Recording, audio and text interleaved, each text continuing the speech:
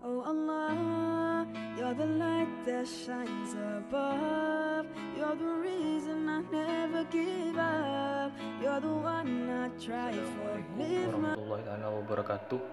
Perkenalkan, nama saya Ahmad Fikri Andika dari Prodi Akuntansi Syariah kelas A. Saya akan menjelaskan tentang istihsan. Istihsan termasuk salah satu metode ihtijaj yang dipersilakan oleh para ulama, meskipun dalam kenyataannya semua ulama menggunakannya secara praktis. Ulama yang menggunakan metode istihsan dalam berihtijaj mendefinisikan istihsan dengan pengertian yang berlain dengan definisi dari orang-orang yang menolak cara istihsan. Seandainya mereka sepakat dalam mengartikan istihsan itu, maka mereka tidak akan berbeda pendapat dalam menggunakannya.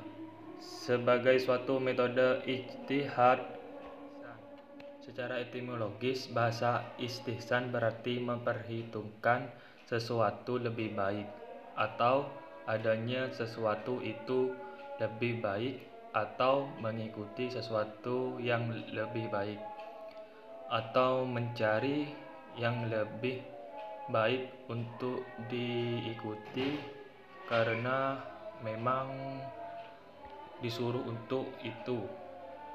Adapun pengertian istihsan secara istihsan ada beberapa definisi. Istihsan yang dirumuskan ulama usul, di antara definisi itu ada yang berbeda akibat adanya perbedaan titik pandang. Setelah menganalisis beberapa definisi istihsan di atas, dapat ditarik kesimpulan tentang hakikat dari istihsan, yaitu seseorang mujtahid dalam melakukan istihjad untuk menemukan dan menetapkan suatu hukum tidak jadi menggunakan suatu dalil, baik dalil itu dalam bentuk qiyas, dalam bentuk hukum kullil, atau dalam bentuk kaidah umum. Dari uraian di atas terlihat bahwa istihsan itu banyak macamnya dan dapat dilihat dari beberapa segi. Dari segi dalil yang ditinggalkan dan dalil yang dijadikan gantinya, maupun dari segi sandaran atau dasar yang diikutinya saat beralih dari istihsan dalam ijtihad. Dari beberapa definisi dan jenis-jenis istilah di istihsan di atas terlihat bahwa ada bentuk istihsan yang diterima semua pihak dan untuk selanjutnya mempunyai kekuatan dalam ijtihad, yaitu istihsan yang diartikan dengan mengamalkan yang terkuat di antara dua dalil sebagaimana dikemukakan Al-Syatibi, atau dalam arti beralih dari qiyas kepada qiyas yang lebih kuat menurut rumusan Ibnu Subki. Imam Syafi'i termasuk ulama yang paling keras menolak istihsan. Penolakan Syafi'i terhadap istihsan ini terdapat dalam kitabnya, yaitu Al-Risalah. Sewaktu ditanya apakah membolehkan seorang berkata melakukan istihsan tanpa menggunakan qiyas, ia menjawab tidak boleh. Imam Syafi'i memang menolak dengan keras jenis istihsan dalam bentuk yang kontroversi tersebut, tetapi istihsan yang lain tidak ditolaknya.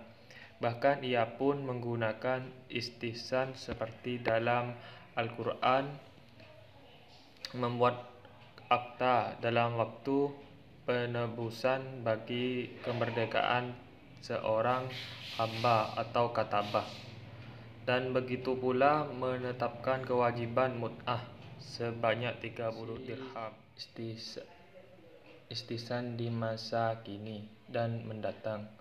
Seperti dijelaskan bahwa istihsan itu digunakan oleh sekelompok ulama karena dalam menghadapi suatu kasus pada keadaan tertentu merasa kurang puas jika menggunakan pendekatan yang berlaku secara konvensional seperti dengan menggunakan kias jali atau dalil.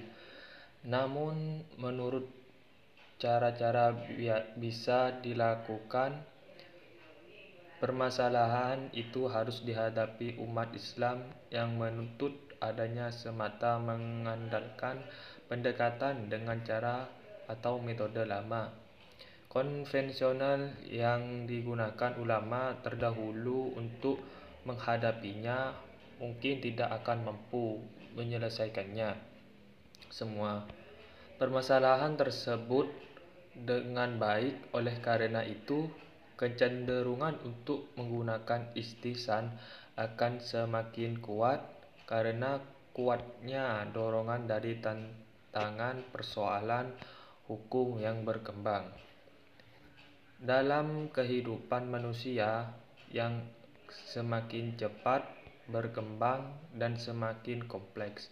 Terima kasih dari penjelasan istihsan dari saya. Kurang lebihnya mohon maaf. Wassalamualaikum warahmatullahi taala. Oh oh oh oh oh oh oh oh oh oh oh.